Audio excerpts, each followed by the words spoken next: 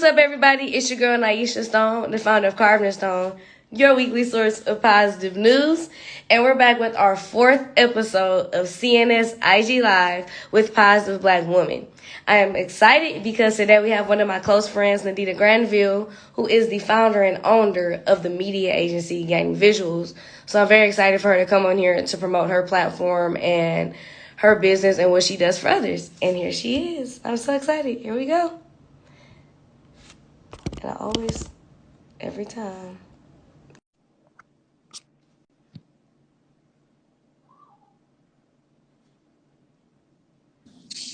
Hey, Hey, I believe what you're doing.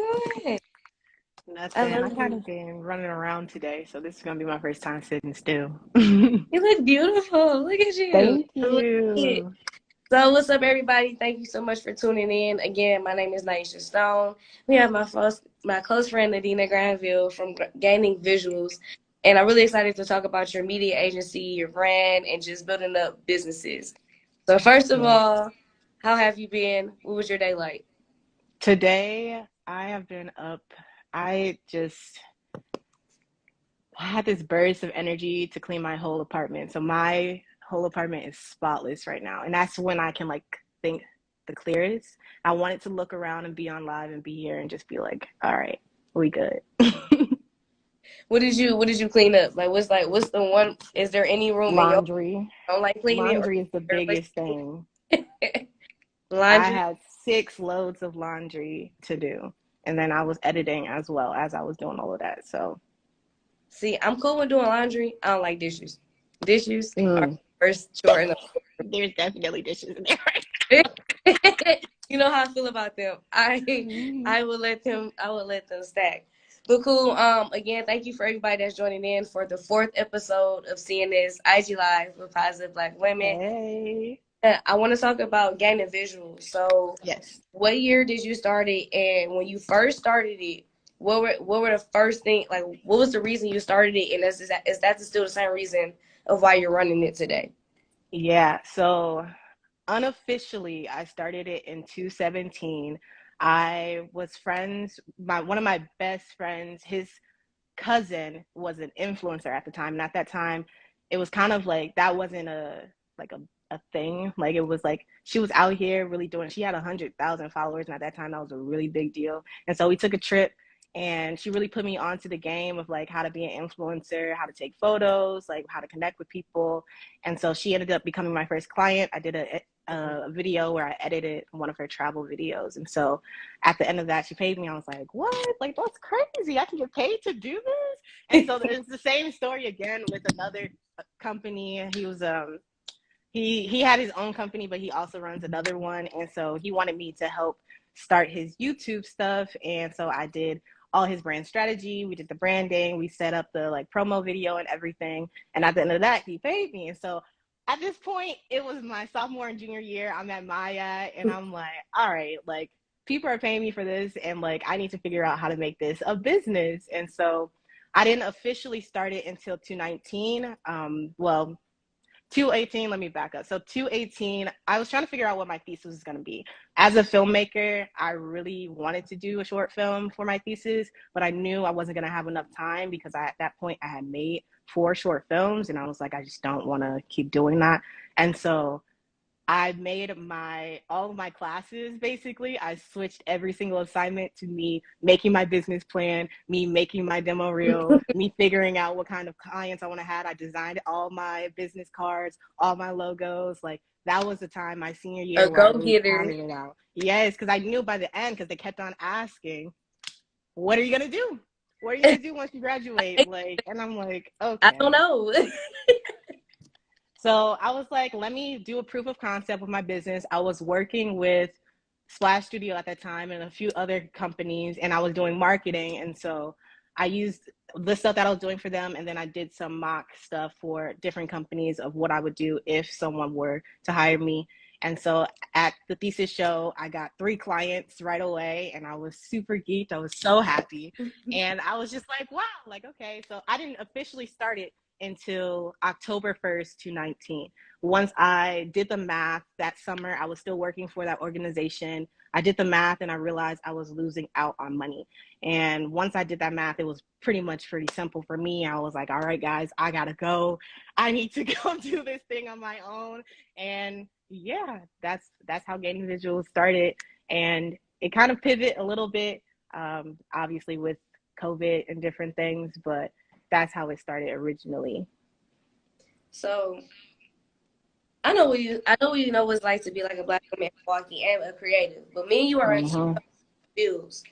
So when it comes to the film industry, for me personally, like being a person that's like contracting the film and black women, it's very hard to find y'all. So what can we do to like for one, find Mm-hmm. y'all, but two, to make sure that we're doing enough to support y'all to want to be found. um Yeah. Oh, I know you're there. I know that there are black women in film, and y'all are really needed. But what support do y'all need, or like just how can we connect with y'all in a real way where y'all don't feel like y'all being used?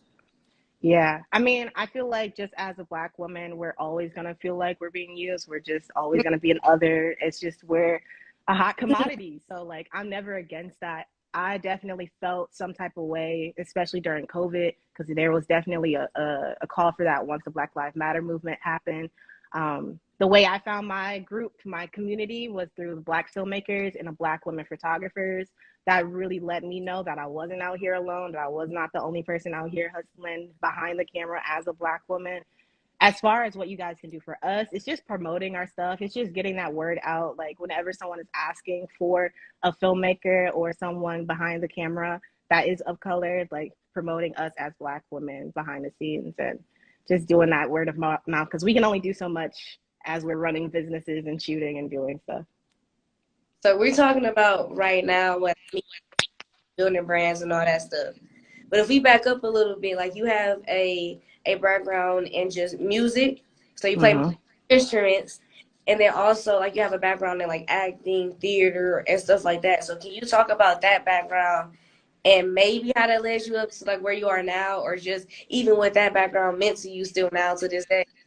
Yeah. Well, I've gone to art schools my entire life, from elementary all the way to college. So it was a no-brainer for me to do art and be an artist because I've been an artist for over, now we're at almost 18, 19 years. So I started with music, playing piano, bass, and guitar, and that's what I did for primarily 6 years old, all the way up into my senior year.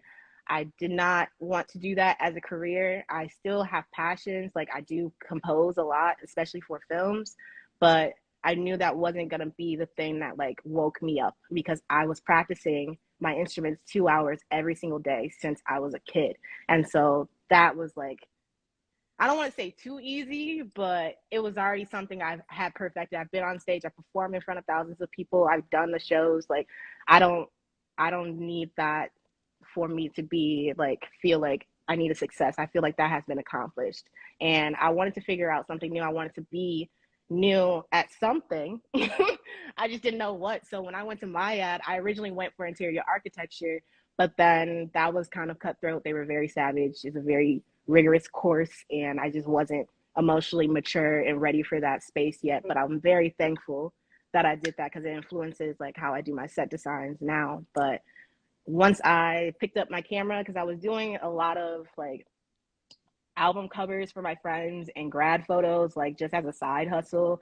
But then I realized that like once I made my first short film, that storytelling was my passion. And once I had my first critique where they did not like my photos, I was like, okay, we gonna do videos, like, and we gonna fit this out. And that's how I found editing to be my passion. And I'm kind of all over the place as far as like creatively where I'm at right now, but I try to have all mediums kind of speak to me based off of whichever project is going on. Mm. So are there any projects right now that you want to speak about that you have going on, or is there anything new about your business when it specifically comes to music that you talk about? Yeah, I mean, right now we're converting to photo and video only. We had a lot of business because of the pandemic. We did get a lot of people for social media marketing, brand strategy, and web development. But at this point, I feel like I'm transitioning to making it more of a PDF instead of like a one-on-one, just because like a lot of people just need to fill it out. Like it's a plug and play at this point. I've built systems.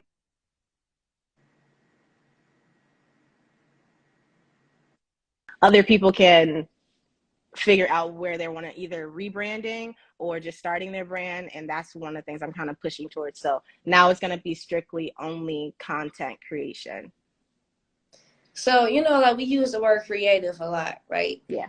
Like we've been using it for a few years now. Like but do you think, and this I've never asked this question before, honestly, and it just came to my head. Do you think the industry of creative, like being a creative, existed back then? And if so, like what did that look like? How do we get to this point where we have creatives now? Like, and you know what I mean? Yeah, I mean, creators are always around. Being creative is like, I feel like right now there's a heavy title for it because it's like, you know, being an artist, being creative, you think like music or some type of like mode, but like even taking a different route when there's traffic, that's a way to be creative. And that's one of the things I try to push when it comes to people when they say they aren't artists or they aren't creative. Cause like, it's just a process. It's just trying to figure out like how to do something a little bit different than it hasn't been before and how you, because of your life experiences, can make it your own. And so I feel like previously, especially within the past decade, without technology, creativity has been more tangible, and now it's more digital and more experience based. And so creatives are always going to be around. They are what drives and moves the market and the industry just in general. That's what inspires half of businesses today. And yeah, I just think creatives should be more appreciated for sure. But unless you're a creative yourself, it's kind of hard to understand like how much is going on in the process to get that end product. We've privately talked about this, but can you publicly share something where, and I can even share my side of like what it actually means to be a creative, and like from my experience, a lot of people, and I had a podcast, it hasn't came out yet, coming out in a few weeks, but she asked me about fear. Mm. Nobody's ever asked me about fear, and she was like, "I've seen you pitch a competition, and I've seen you present. Period. But you just seem like you always had this confidence. Are you not fearful?" And you know this. My very first, if you guys watched my very first episode, I actually had to call Nadeena because I was crying about 30 minutes before my very first episode because something happened with one of my friends, and I couldn't have. And I was like, I have to go online, but I'm crying. I cannot stop crying. Those are the type of things people do not talk about. Yeah. Like I have went on TV and have went through things in relationships, have went through things like, you know, with friends, and Yep. you play this role. And so can you talk about like that side of being a creative entrepreneur, just being a damn human being of like what it's like to just like you have to put not even put on this persona, but you have to gather yourself to, you know, Yeah. keep your business running or keep whatever you have going. Yeah. I mean, we can talk about this year. So like this year was probably my hardest year in comparison to probably my senior year of college, because that was when my bunny died, my mom got in a car accident. There's a lot of things happening. I was still traveling, like in social media world and just like life in perspective, unless you're a close friend, you really don't know what's going on within my life. And I try to keep it that way just because like personal things definitely they affect me, but I've learned through. Okay, so one of the quotes that I had when I first started doing influencer stuff was feel the fear and do it anyways. And so that's what got Mm-hmm. me to a point where like even if I was having a bad day and even when I've done previous lives, like I put that in the stuff. Like I try to make sure that we don't, just like how you're doing now, we don't push it off to the side. We always acknowledge it, because I feel like when, especially now, I mean, with video stuff now, we're here. We can show our personality, we can see what's going on. But back in the day, it used to be still photos. And so me smiling and doing this for 3 seconds, my photographer, he will tell you, I have a resting bitch face, like at all times. You know how I am. So like it's one of those things where I feel like you have to acknowledge it, especially when it comes to just your healing and just being okay as a human. But there is something towards being able to muster up your courage and your energy and being like, okay, let's get this done, let's get this accomplished, because emotions are just passing. Like they're just moving, and as much as we're heightened at that moment, it's gonna be something that, you know, you can reflect on a little bit later. So I try to not. But if I'm having a sad day, I'll let people know. At the beginning of the meeting, I'll be like, listen, y'all, I have not ate. So if I'm a little hangry, that's why you got the energy you do. But I try to set myself up for success before anything. But life happens. So you just have to give yourself grace. Like, grace is going to be the biggest thing, especially as you're building your brand and your business and just growing as a person, to just be able to forgive yourself for how you present yourself in whatever space and time, because life happens. The biggest thing with myself is forgiving, whether that's forgiving other people or forgiving myself. Yeah. How do you deal with forgiveness, or do you have a way of dealing with forgiveness? Are you good with it? 'Cause I'm not good. Yeah. I'm, and I've gotten better about this over the years. I try to put myself in their shoes. Like this past week, I was very upset about a situation, and I gave myself 48 hours to be mad, like genuinely upset. Like, I'm feeling this, I'm upset. I let it out. I let my friends know I'm expressing it, but then I try to take a beat, and I write a lot too, especially as like just a filmmaker. I just write just in general. And so I try to switch my brain to be like, okay, let me figure out the different perspectives that they might be going through. Like maybe they had a bad day, maybe they didn't eat, maybe, you know, they had some past experience in their like other relationships or home life or whatever. And that makes it easier for me to forgive or give grace, because just like how I don't share everything, other people don't share everything too. So it's like you have to give that same grace you want to give to yourself. And yeah, forgiving is hard though, like especially if you're not in that practice already, like, but you have to do it, because like how else can you expect it for yourself? No, that's you know, I'm learning. I'm learning. And that's why I come to you for advice as well. How has impact, because we on CNS IG Live a positive Black women. So how have other Black women impacted you personally or professionally? Yeah, I mean, Issa Rae is the blueprint for me right now. She's been giving all the sauce away. Like, I feel like Black women aren't afraid to uplift other Black women. Like, that's one of the things that I feel like is the most valuable thing about our community. And it's like we're never afraid to be like, come on, girl, where we need to go, what we need to do, like what you need done. Like, and that's what has really influenced me just as an individual to like be the kind of person and creative that I am, because my like within my team, like we are Black women, and like creating that safe space is like a really big deal for all of us. And I didn't have that while I was navigating college. I didn't really have that group of community while I was in school that much. And so being able to like build that out now has been great. And like I know Cree, she was in here. She's another person that influences me like crazy. Like just having that support, it's just it's a family. It's a second family. It's like you're just I'm just thankful, like truly thankful, because if I didn't have that, if we didn't have our connections, like I don't know, like it can be lonely, but it doesn't have to be. And that's what I feel like Black women really do for the community. I do want to say I love being a shout out to virtual. Get over my household. But if you're just joining CNS IG Live Positive Black Women, my name is Laisha Stone, and this is Carbon Stone, your weekly source of positive news. We have Nadeena, who is the owner of Gaining Visuals, a media agency. So I want to get back into it. I know you work with multiple big brands, Yeah. partner with them. So can you talk about, for one, how do you connect with something like that? Is it a DM? Or is it multiple ways? Like, how do you get connected with a big brand that you work with? And then what do those partnerships look like? Yeah, so there's so many different kinds of platforms, especially for influencers or just micro influencers. So if you're looking to like connect with them, the plug Nomad, but what is X is one of the websites that I'm on. So that's how I was able to find my Pine Sol / Clorox connection.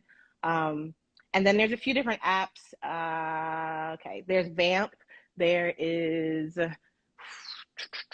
I should know these off the dome.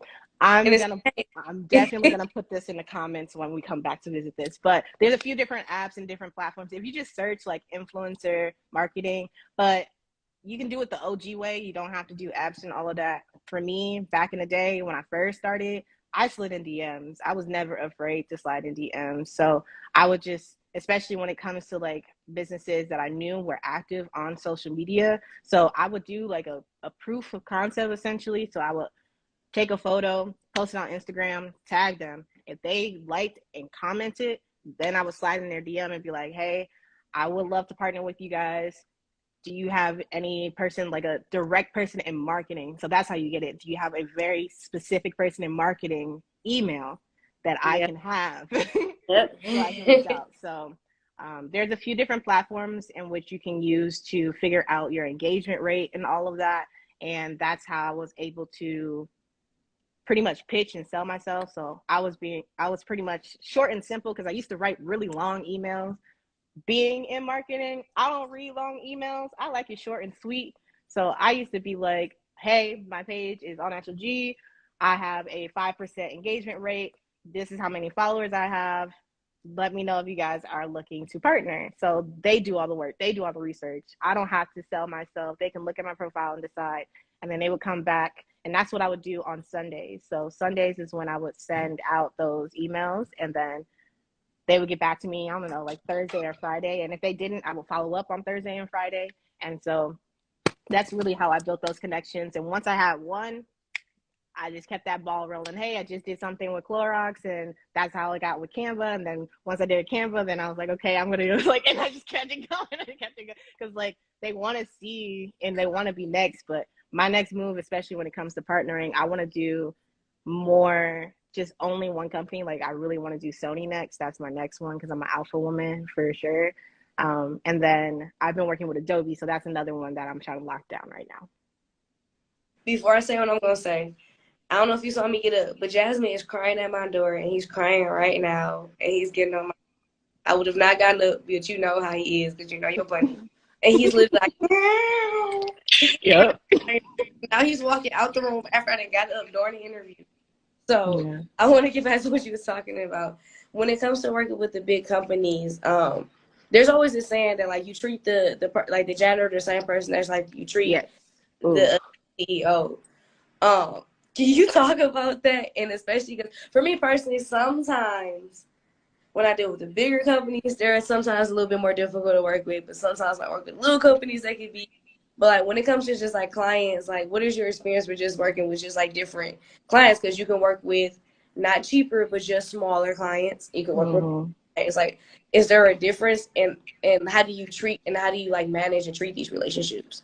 Yeah. So I've noticed with smaller businesses, it's definitely more of a one-on-one experience. So I definitely have to enjoy working with them. I'm not afraid to leave a project or leave a company because we are not a good fit, honey. Okay. Because there are too many opportunities, too many people. And the thing is, especially about big companies, they rotate out, like people leave to go to other companies. So like that marketing person might not be there next year. So it's like, making sure that it is a good fit is going to be the first thing that I do. But then second, when it comes to big companies, they're tighter on schedules. So like, that's the one thing. I'm already super like anal when it comes to organization and just making sure things are done in the correct time. But that's been the hardest part about bigger companies. It's just making sure like we meet those deadlines. And even with life and just moving parts, big companies,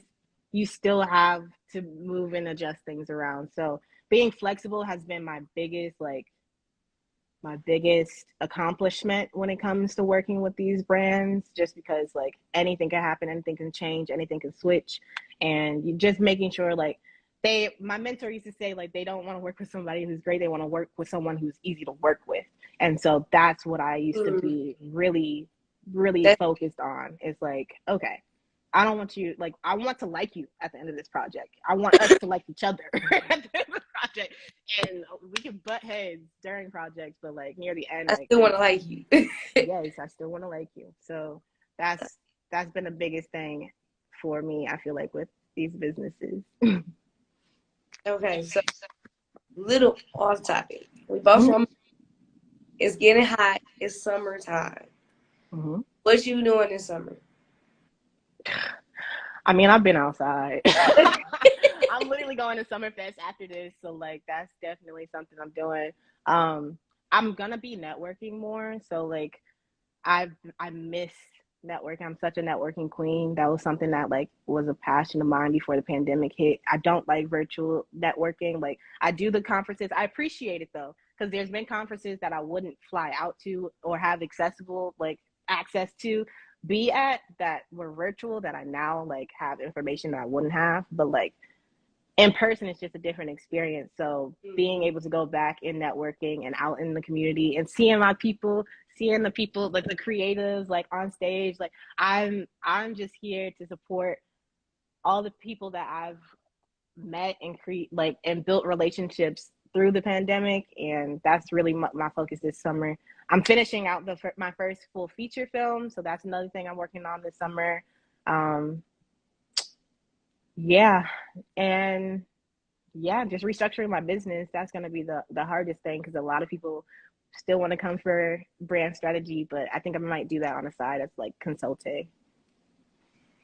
I've never had, well, I won't say I never, but I've never publicly or like really talked to somebody about restructuring my business, because now I'm in the process of like, we cover positive news, but our big part is PR. Like our main part of Carving Stone now on the like on the front end, it still look like positive news, but on the business side, it's all PR.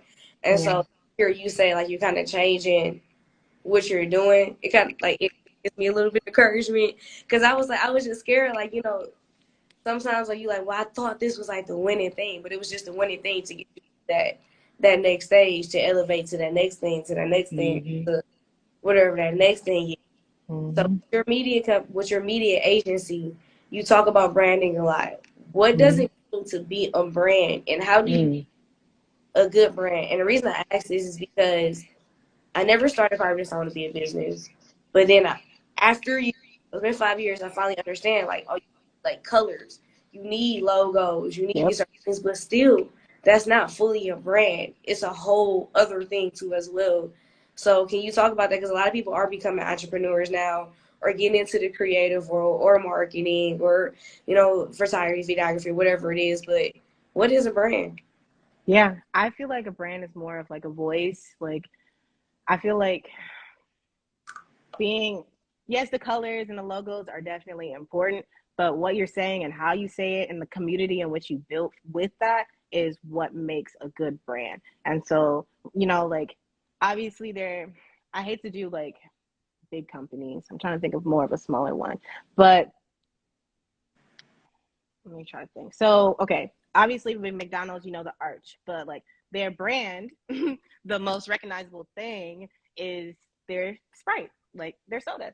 And then same with Wendy's, like their Twitter, they have a very strong voice where it's like they're sassy and they're like kind of like trending kind of voice. And so I feel like it's more of like how you engage your community than the look and appearance of everything. The look and appearance is definitely what needs to be in the box, but like what's happening inside of the box is what makes your brand strong. So like how you're doing positive news, like that's still a part of the brand. That's still an active thing that is moving forward. Even though it's not all that you do, it's still something that people know you for and know how to like recommend your company for. And that's, I feel like, what makes a good brand is how other people can pitch your company when you're not there.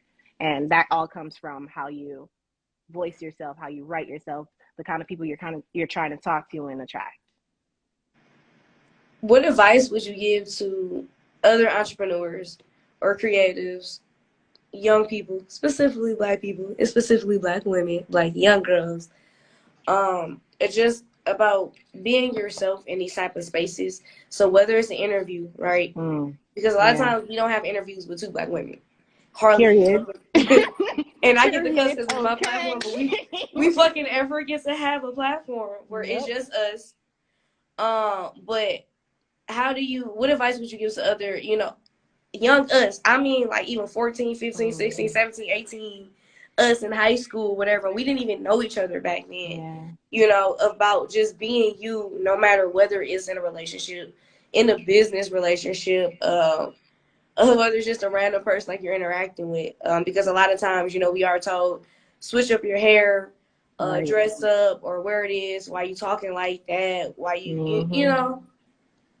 Yeah. I mean, to my 14-year-old self, I feel like the first thing I would say is it's not a competition. I feel like within the outside world, they try to pit us against each other and make it seem like we have to like butt heads. We aren't, but it's like we can uplift each other. We can be right next to each other. We can build that community.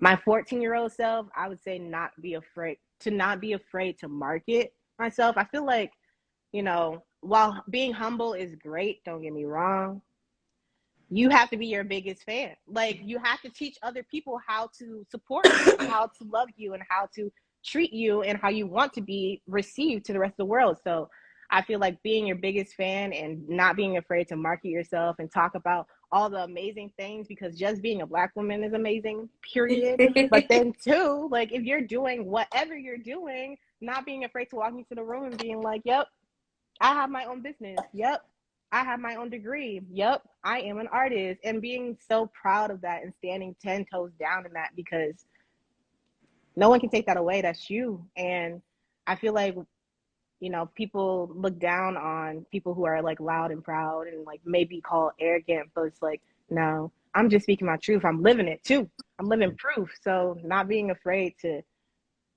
exist in your abundance and what you have manifested and worked hard to do. Like, this is not easy work. Like, being an entrepreneur is not easy any day, anytime.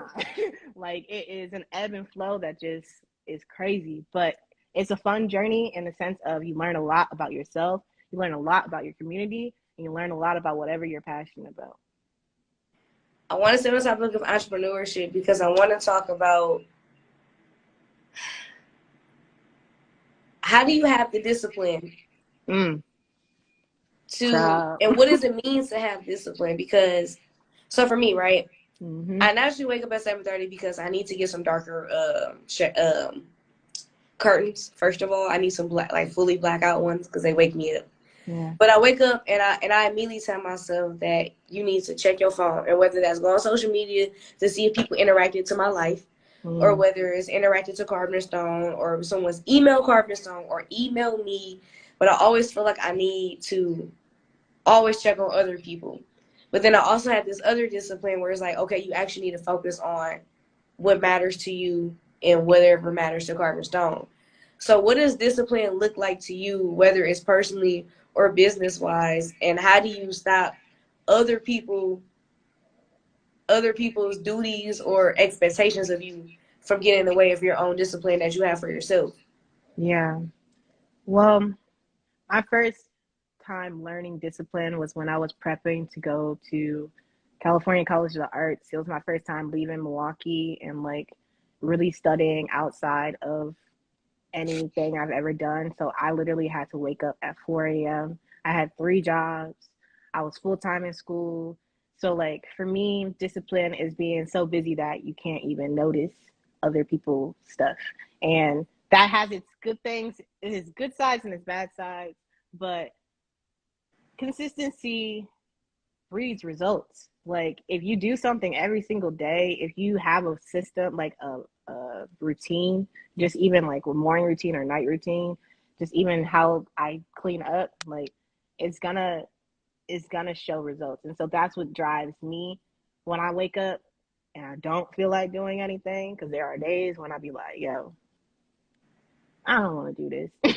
But it's like, okay, no, if I get this done, then I can do this. And if I do this, it's a trade off. Your time is always a trade off. So making sure that I know what the advantages or the results or the rewards of that product is. Like my laundry, for example, I have all clean clothes. I have outfits for days now. Like, okay, cool, that's done. Or if I finish a project, I'm like, okay, I have, obviously there's monetary value, but like now that's one project done with that client, and now we can move on to the next one. So it's like being able to see ahead of what that end goal is going to be, and let that be my driving force to accomplishing whatever needs to be done. So before you get to the goals, you have to have systems, and you talked about systems a lot. Mm-hmm. And this is one thing I'm working on with one of my mentors is creating processes and the technical. My point is like talking about the technicals of business. So we talk about being the front of the business and posting social media and doing these lives, right? Mm-hmm. But to really have a good business, you have to have systems and processes. And that's one thing that we don't talk about. And that's something I'm still building out with Carbon Stone. Just for example, when people write an article, I need a list of directions on how you write this article and how you publish it. Mm-hmm. And so, like, with us being as young as we are, 24, 25, 26, 27, like in the mid 20s, 30s eventually. We're not there yet. Yeah. But is this stuff still not foreign to you, or like how do you think about this stuff? Like, because when I have these meetings with like these 30-year-olds, 40-year-olds, 50-year-olds, and they're like, yeah, like this is how we do this. We've been doing this for 30 years. I am 25. I didn't even know this word existed until like 5 years ago. You know what I mean? And so like, how do you manage? I guess I have a lot of questions in one, but how do you manage not necessarily knowing everything that other people in your industry know before you? I'm a YouTube queen, and I love to network. So between the two, we gonna figure it out. Like, yes, there's jargon, and that's how they, gatekeeping. That's the whole thing. But like, it's necessary to go through that path. I feel like, because once you go down a rabbit hole and you learn all the different words and terms and all of that, you locked in. You ain't got to learn it again. And so school definitely helped. I learned a lot through that. Doing these kinds of things, like networking with other business owners and entrepreneurs and hearing about their systems and different things that they do, that helps. Comparing notes is what we always say. Like, let's compare notes, see how we're doing things a little bit differently. Like, between, sometimes it's exactly the same, sometimes it's completely different. But being able to steal as an artist, like, and take little things that might work for you based off of wherever you are, and being able to make a note. I have journals, I'm saying, like 4 years of journals of notes from different conversations with people all that over I'm here. like I'm waiting for things that I know I can't do right now, but like I will eventually be able to incorporate. And so making sure that even when I'm picking up information just in small conversations, knowing that somehow down the line, even if it's next week or next year or in 10 years, it's going to help some way. So writing stuff down definitely helps. YouTube, YouTube University is free. There's platforms like Skillshare and all of that. Like, you can definitely pay for it, but like YouTube is free. I don't know if there's going to be a day. Obviously, they monetize with the ads, but like, I don't know if there's going to be a day where they change that up. But like, YouTube. Okay, so you said you learned. I learned from talking to other people. We talked about networking a little bit. I have, since I've been in the entrepreneur world, I've heard the word networking, right? But I've never heard anybody actually describe networking. I've just experienced it straight on. So, are you able to describe in your own words networking? And if not, can you describe how people can network? Either Networking or both. Networking is knowing who to talk to before you get there, period. If you haven't done your research before you get to the space, then you've already lost. Oh, we different. I promise you. I'll comment on that. I'll comment on that. No, like, I don't know. Like, as a research queen, I search the organization, I search the actual location, I search the sponsors, I search if there's like people who are winning awards, or if there's people who are speaking, I search them. And I already have like goals that I want to accomplish for the year and just in general. So if I know that somebody has wrote a book and I'm thinking about writing a book, I'm gonna go to them. Like, and I feel like a lot of people try to talk to everyone, and that's you don't have that much time. Like, you can definitely do it, but then it's like speed dating, and that's not a good way to build a relationship. You really want to be able to be like, hey, just like how you're interviewing now, hey, I know that you did this, so like, is there any tips as far as like how you get out of the slump when you're writing, or like if you're doing this, like, and that's, for me, that's true networking, when you already know what they're about, and you're pretty much just making sure like you can just start from the jump. Like, I'm here with you, I've seen what you've done, let me tell you about me real quick, but like, I have one specific question that I know, or I hope you can answer. That's crazy, because I guess I'm a speed dater in the sense that if I know it's an event and say like it's a public, like a city event, let's say we're in the city of Milwaukee, I know it's a city hall event. I know for a fact at least the mayor's going to be there, or some big person. I may not know who at all in the room is there. So what I personally do is, and what I used to do was, so now I feel like I kind of got to know people and I do a little bit more research. But when I first started doing it, I would say, okay, well, I know this is an event that my usual circle wouldn't go to. And the usual people I hang with is my friends. So I know we wouldn't go to this. So I know that's a gain in itself. But then I would say, okay, if this is for the city or if this is for whatever this is, I just know my thing is when I get there, I listen. And so I listen to what's around me. So whether that's the speakers, whether I hear people around me, because I'm gonna gauge, because I love talking to people. So I'm gonna just listen, and my smile brings people to me. But then once I always go just wanting to make relationships. Just like, hey, just give myself. I'm going to spread my news. That's how I always thought of it as. I never went going to say, hey, I'm gaining something. You always went knowing I was going to give you something, and it was if you wanted to give me something back. And so that worked out for me. And so, but when I found out, like when I did like ear hustle sometimes, like, oh, that's the Bucks president. Hey, my name is da da da da da da. And so, but I never intentionally researched. And I told you this, I don't even I do research before my interviews. Always make sure like you want to know the.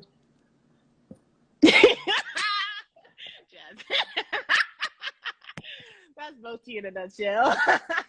The disrespect, like. Oh, we. Excuse me, Jasmine, everyone. He's a boy. Oh my gosh. He totally caught me off guard. But you know what? That was too much. That was since he climbed up on the desk. I want to bring up your bunny. Please talk about your bunny. My rabbit, Mochi. Yeah, he's in his room right now. I don't know. He's more. I originally got him because I wanted him to be like my scruffy little guy. I had a girl rabbit for I think 12 years. I had her, and so she was my coming of age. But she was real sweet, real cuddly. Mochi is not. He likes to play around, jump everywhere, destroy everything. He's definitely a guy's guy. So we don't got him out right now. What's the maintenance of a bunny? Because so I've heard that they bounce around and shit everywhere. Is this true? That's it. That's all they do. They're high maintenance. Like, you have to, if you don't play with them, they get depressed and die. Like, that's a fact. Like, they can't be by themselves for a very long time. They can survive for 4 days, I think, and I shouldn't know this, but I do. They can survive 4 days without food and water, as long as you have water, not without food. But yeah, they're definitely hard to train, but once they're trained, they're really easy. They're just like a cat or a dog. So I always wanted money. When I heard about the jumping and the shitting, I was like, when you put it like that, yeah. But we're coming up on time, and so honestly, the last question I have for you is, as you know, you've seen me interview people a million times. Last question I have is, when people come back and rewatch this interview, what impact? What do you want them to think? What do you want them to feel? What do you want them to get? Yeah, you are not alone as an entrepreneur. I thought that as an entrepreneur, that meant I was only doing it by myself, that I was only, doing it for me. But you have to have community, whether that be other Black women or just other creators, but making sure that and you build your own community so you're not feeling alone and you can reach out to other people. I love it. Well, thank you so much. Yeah. Again, my name is Naisha Stone. I'm with Carving Stone. We're your weekly source of positive news.